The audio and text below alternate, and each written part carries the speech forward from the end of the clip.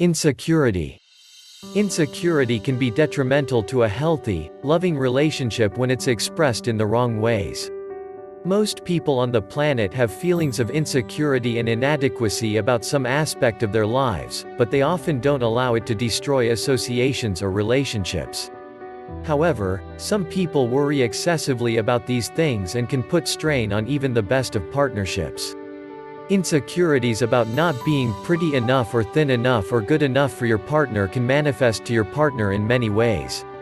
He might think you're always begging for a compliment, wanting him to reassure you constantly that he thinks you are pretty or thin or perfect the way you are. Some men consider this a sign of neediness, which can often push them away. Another damaging aspect of insecurity is believing that your partner must be up to no good when he's not spending time with you. Your mind paints vivid images about him seeing other women the moment you're out of his sight because somewhere in there you don't feel as though you're good enough for him. When you confront him about these imagined insecurities, he's shocked and offended because he thought things were going so well.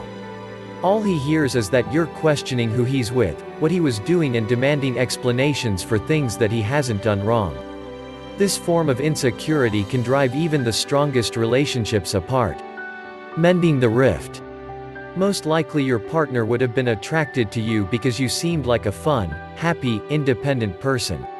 When you begin to change and try to cling to him or her in an effort to make sure they're not going to leave you, this can often enough to make them feel differently about you. The number one biggest thing you can do to fix a rift caused by insecurity is to spend some time building your self-esteem on your own.